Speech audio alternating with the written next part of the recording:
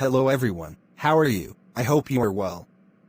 With the opening of our YouTube channel, we decided to start with a man who spent his life in the struggle for peace, but before that we hope to support us by subscribing to the channel to see everything new. Okay. Today we will talk about the spiritual leader of India during the Indian independence movement. He was a pioneer of the Satyagraha, which was to resist tyranny through mass civil disobedience, which led to India's independence and inspired many civil rights and freedom movements around the world. They welcomed Mr. Mahatma Gandhi.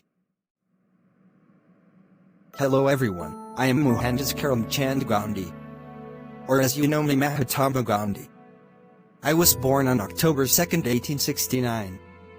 I was the spiritual leader of India during the Indian independence movement by resisting tyranny by mass civil disobedience, which led to the independence of India and inspired many civil rights and freedom movements in all around the world. Call me Mahatma in all the world, and it meaning great spirit.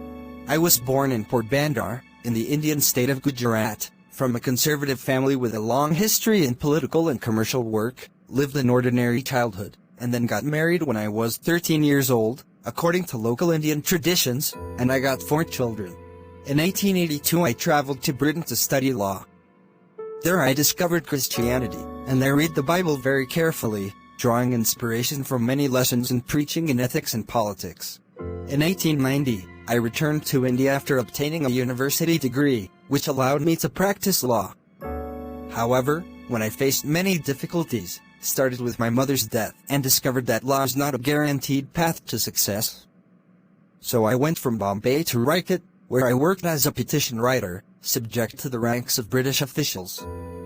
That is why I did not hesitate to accept an offer to contract me for a year, which was submitted to me by an Indian institution in Natal, South Africa. I traveled with my family to South Africa in 1893, and the Indian Ocean state of Natal resided in its most important city, Durban, which was known as the sugar and tobacco industry.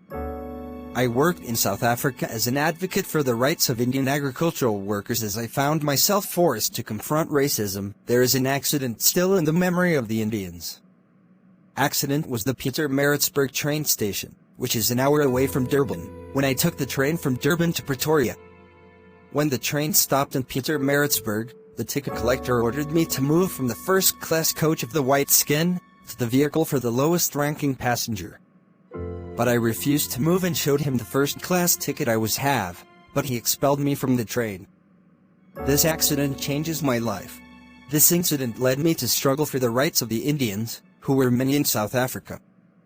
As I continued to struggle, I found myself a target of police batons that worked to break up the will of the oppressed by breaking the bones. So I went out into the world with sincerity to the truth, Satyagraha, as a weapon that changes its grievances, endures pain, resists enemies without grudge, and fights opponents without violence.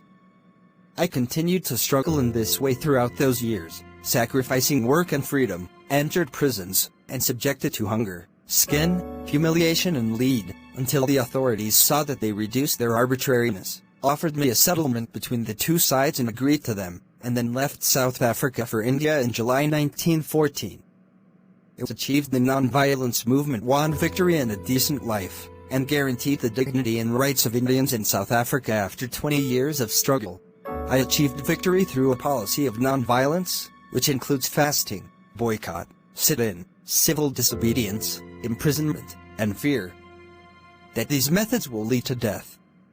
And non-violence does not mean negativity and weakness, as some imagine, but it is all the strength if it is believed by those who use it. One of the most important achievements it has achieved in South Africa is to restore confidence in the Indian immigrant community, rid them of a decade of fear and imperfection, and raise their moral standard. The establishment of the newspaper Indian Opinion, which advocated the philosophy of non-violence. The establishment of the Indian Natal Conference, party to defend the rights of Indian workers. Fighting a law that deprived Indians of the right to vote. Changing what was known as the Asian Decree, requiring Indians to register themselves in special records. The British government has deterred its intention to limit Indian immigration to South Africa. Combating the law to cancel non-Christian marriage contracts. Gandhi's calls to the Hindu majority did not amount to respecting the rights of the Muslim minority, and some fanatical Hindu groups considered them a great betrayal and decided to get rid of it.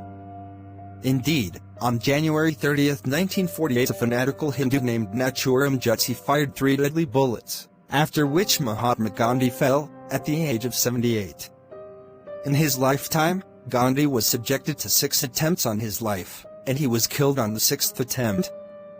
Before his death, Gandhi said his famous sentence, "They will ignore you, then fight you, then try to kill you, then they negotiate you, then they retreat, and in the end you will win." See you in a new video with a new hero. Goodbye.